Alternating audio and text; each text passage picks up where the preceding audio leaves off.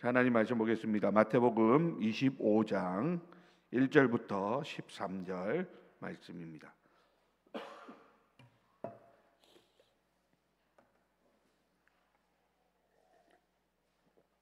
마태복음 25장 1절에서 13절 교독하겠습니다. 그때에 천국은 마치 등을 들고 신랑을 맞으러 나간 열 처녀와 같다 하리니 그 중에 5은 미련하고 5은 슬기 있는 자라. 미련한 자들은 등을 가지되 기름을 가지지 아니하고 슬기 있는 자들은 그릇에 기름을 담아 등과 함께 가져갔더니 신랑이 더디오므로 다 졸며 잘세. 밤중에 소리가 나되 보라 신랑이로다 맞으러 나오라 하매 이에 그 처녀들이 다 일어나 등을 준비할세. 미련한 자들이 슬기 있는 자들에게 이르되 우리 등불이 꺼져가니 너희 기름을 좀 나눠 달라 하거늘 슬기 있는 자들이 대답하여 이르되 우리와 너희가 쓰기에 다 부족할까 하노니 차라리 파는 자들에게 가서 너희 쓸 것을 사라 하니 그들이 사러 간 사이에 신랑이 오므로 준비하였던 자들은 함께 혼인잔치에 들어가고 문은 닫힌지라. 그 후에 남은 처녀들이 와서 이르되 주여 주여 우리에게 열어주소서. 대답하여 이르되 진실로 너희에게 이르노니 내가 너희를 알지 못하노라 하였느니라. 함께 있습니다. 그런즉 깨어 있으라. 너희는 그날과 그때를 알지 못하느니라. 아멘. 네, 오늘은 주님 오심을 준비하라, 주님 오심을 준비하라 라는 제목으로 잠시 말씀을 나누겠습니다. 오늘 우리가 살아가는 이 신앙의 여정은 본질적으로 기다림의 연속이다라고 할 수 있습니다. 독일의 신학자이자 순교자였던 본헤퍼 목사님은 감옥에서 이런 글을 남깁니다. 기다림은 하나의 예술입니다. 기다릴 줄 아는 사람만이 위대한 일을 이룰 수 있고 기다릴 줄 아는 사람만이 자신의 영혼을 깨울 수 있습니다 라고 했습니다. 이 본헤퍼 목사님은 춥고 어두운 감옥 속에서도 주님 오심을 기다리는 그 영성을 잃어버리지 않았다라고 하는 사실입니다. 여러분, 오늘 본문은 우리가 너무나 잘 아는 열처녀 비유이죠. 이 비유는 종말을 살아가는 우리 성도가 어떤 자세로 주님을 맞이해야 하는지를 가장 선명하게 잘 보여주고 있습니다. 오늘 이 말씀을 통해서 주님 오심을 준비한다라는 것이 구체적으로 무엇인지 우리가 잠시 생각해 보고자 합니다. 자, 먼저 오늘 본문 5절에 보니까 신랑이 더디오므로 다 졸며 잤다 이렇게 성경이 기록하고 있죠. 여러분, 이 비유의 배경이 되는 유대인의 결혼 풍습을 우리가 조금 이해할 필요가 있겠습니다. 당시 결혼식은 신랑이 신부의 집으로 가서 신부를 데리고 자기의 집으로 돌아오는 행렬로 절정을 이루게 됩니다. 자, 그런데 신랑이 언제 도착할지는 아무도 모르는 것이죠. 때로는 협상이 길어져 밤늦게까지 심지어 자정을 넘어서 도착하기도 하는 그런 경우들이 있었다는 것입니다.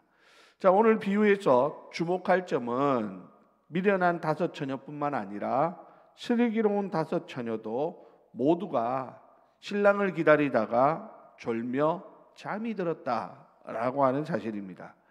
여러분, 성경은 슬기로운 5 처녀들이 잠들었다고 해서 그들을 책망하지 않습니다. 여러분, 이것은 육신을 가진 우리 인간의 연약함을 인정하시는 하나님의 긍휼의 모습이라고 볼 수 있습니다. 자, 그런데 영적인 의미에서 신랑이 더디온다라고 하는 것은 우리 신앙의 시금석이 된다라고 할 수 있습니다. 초대교회 성도들은 당대에 주님이 오실 줄 알고 기다렸죠. 그러나 2000년이 지난 지금도 주님은 아직도 오시지 않고 있습니다. 많은 사람들이 그러다 보니까 왜 주님이 오시지 않느냐, 주님 오신다는 말이 거짓말이 아니냐, 그렇게 생각하는 사람들도 있고, 또 한편으로는 주님이 오시는데 우리 때는 아니겠구나, 아니 2000년 동안 다 안 오셨는데 지금 오시겠느냐, 이렇게 생각하면서 방심하는 사람들도 있다라고 하는 것입니다. 자, 그러나 여러분, 성경은 주님이 더디 오시는 그 이유를 뭐라고 말씀할까요? 우리가 잘 아는 베드로후서 3장 9절에 보면 주의 약속은 어떤 이들이 더디다고 생각하는 것 같이 더딘 것이 아니라 오직 주께서는 너희를 대하여 오래 참으사 아무도 멸망하지 아니하고 다 회개하기에 이르기를 원하시느니라, 이렇게 말씀하고 있습니다. 무슨 말입니까? 주님의 재림이 이렇게 지체되어지는 이유는 하나님이 그 약속을 잊어버렸거나 무관심해서가 아니라는 것이죠. 이유는 단 한 가지입니다. 한 영혼이라도 더 구원하시려는 하나님의 자비 때문이다 라고 하는 사실이죠. 그러므로 여러분, 우리가 깨어있다라고 하는 것은 단순히 눈을 부릅뜨고 잠을 자지 않는 육체적인 각성을 의미하는 것이 아니고 주님이 언제 오시더라도 맞이할 수 있는 깨어있는 상태를 유지하는 영적 지속성을 의미하는 것입니다. 우리 신앙이 일시적인 뜨거움이 아니라 지루해 보이는 일상 속에서도 변함없이 주님을 신뢰하는 인내를 가지고 한 영혼이라도 더 구원하기 위해서 애쓰는 그 모습이 바로 오늘 성경이 말씀하고 있는 깨어있는 슬기로운 다섯 처녀의 모습이라는 것이죠. 자, 그러면 여러분, 슬기로운 자와 미련한 자를 가르는 결정적인 차이는 무엇이었는가라는 것입니다. 오늘 본문 3절과 4절 말씀 우리 다 같이 한번 읽어볼까요? 3절 4절입니다. 시작. 미련한 자들은 등을 가지되 기름을 가지지 아니하고 슬기 있는 자들은 그릇에 기름을 담아 등과 함께 가져갔더니. 네, 여러분, 여기서 등은 무엇을 의미할까요? 여기서 등이라고 하는 것은 겉으로 드러나는 신앙의 형식, 신앙의 모습을 말하는 것입니다. 교회를 출석하느냐 안 하느냐, 직분이 무엇이냐, 또 하나님 앞에서 봉사를 어떻게 하고 있느냐, 아니면 그 입에서 얼마나 아름다운 신앙적인 말을 하고 있느냐라고 하는 것을 오늘 성경은 등으로 비유하고 있는 것입니다. 자, 그러니까 10명의 처녀들 모두가 등을 가지고 있었다라고 하는 것이죠. 그러니까 겉으로는 보기에는 다 신앙의 그런 형식들을 가지고 있는 것입니다. 그러니까 겉으로 보기에는 구별이 쉽게 되지가 않더라라는 것입니다.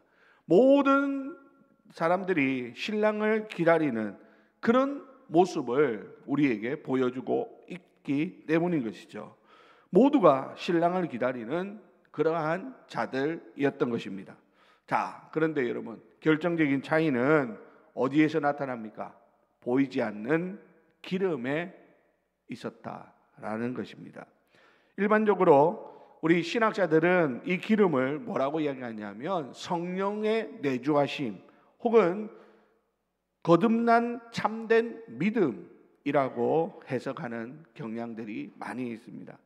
특히 우리 칼빈은 이 부분을 주의하면서 기름이 없다라고 하는 것은 성령의 역사로 말미암는 내면에 경건한 생명력이 없다는 뜻이다 라고 지적을 합니다.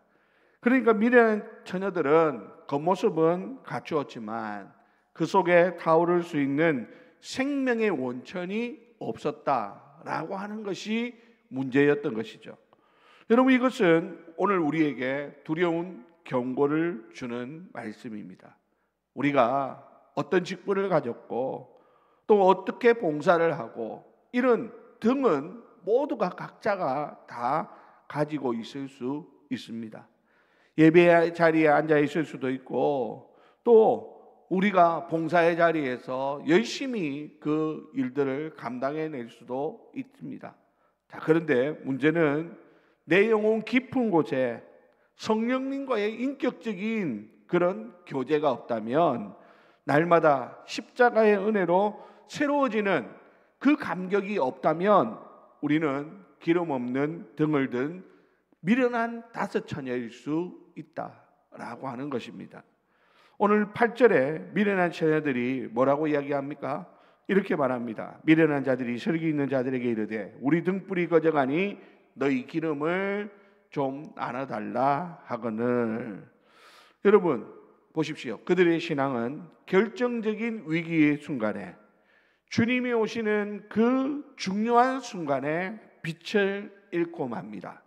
평소에는 등만 가지고도 얼마든지 주님을 기다릴 수 있었습니다. 하지만 정작 주님 오실 때 됐을 때는 그런 등만 가지고는 주님을 온전히 맞이할 수 없다라고 하는 것이 오늘 본문을 통하여 드러나고 있습니다. 형식만으로는 신앙생활을 하는 것이 가능한 것처럼 보여지지만 마지막 주님 오실 때에는 오직 성령의 기름 부음 받은 자만이, 정말 그 성령의 기름 부으심이 가득한 자만이 주님을 온전히 기쁨으로 맞이할 수 있는 것입니다. 사랑하는 우리 성도 여러분, 그런 의미에서 오늘 우리 자신을 다시 한번 돌아볼 수 있기를 바랍니다. 여기에 있는 우리 모두는 다 등을 가진 자들의 모습입니다. 다 등이 있습니다. 문제는 뭡니까? 그 안에 기름이 채워져 있느냐는 것입니다. 우리 안에 날마다 구원의 은혜가 넘치고 있고 날마다 우리 안에 성령의 충만함이 일어나고 있느냐라는 것입니다. 구원의 그 은혜, 성령의 충만함, 그건 예수 처음 믿을 때는 하는 이야기지 이렇게 생각할 것이 아니라는 것이죠. 여러분, 우리는 매일매일 우리 안에 하나님의 그 구원의 은혜로 우리의 심령을 날마다 새롭게 해야 됩니다. 그래서 우리가 주님을 대할 때마다, 하나님의 말씀을 읽을 때마다 그 구원의 은혜의 감격함이 우리의 입술을 통하여 고백되어져야 하는 것이죠. 뿐만 아닙니다. 늘 우리 안에 성령으로 가득 차서 우리 안에 성령의 충만함이 나타나야 우리가 언제 어느 때에 주님 오시더라도 기쁨으로 주님을 맞이할 수 있는 그러한 자세가 되어 있는 것이 되는 것이죠. 여러분, 그러므로 오늘 이 새벽에 오늘 우리 자신을 다시 한번 돌아보면서 혹시라도 우리는 등만 준비하고 기름은 준비하지 못한 미련한 다섯 처녀와 같지는 않은지 돌아보고 정신을 차리고 우리가 하나님의 그 은혜로 더 가까이 나아갈 수 있는 그런 저와 여러분들이 다 되시기를 주님의 이름으로 부탁을 드립니다. 자, 여러분, 마지막으로 오늘 본문 9절 말씀을 다 같이 한번 읽어볼까요? 9절입니다. 시작. 슬기 있는 자들이 대답하여 이르되 우리와 너희가 쓰기에 다 부족할까 하노니 차라리 파는 자들에게 가서 너희 쓸 것을 사라 하니. 자, 여러분, 이 말은 미련한 다섯 처녀들이 기름을 좀 나눠달라라고 하는 것에 대한 대답입니다. 슬기 있는 자들이 뭐라고 대답합니까? 우리와 너희가 쓰기에 다 부족할까 한다. 그래서 차라리 파는 자들에게 가서 너희 쓸 것을 사오라 라는 대답이었습니다. 여러분, 언뜻 보면 슬기로운 처녀들이 좀 매정해 보이지 않습니까? 아니, 날마다 구원의 은혜가 있다고 하면서 날마다 그 성령에 충만하다고 하면서 어떻게 옆에 어려운 이웃을 이렇게 외면할 수 있는가, 이렇게 생각할 수가 있겠죠. 그러나 여러분, 이 말씀에는 그런 의미가 담겨 있는 것이 아닙니다. 이것은 나눌 수 있는 것이 아니라고 하는 것입니다. 무슨 말이냐?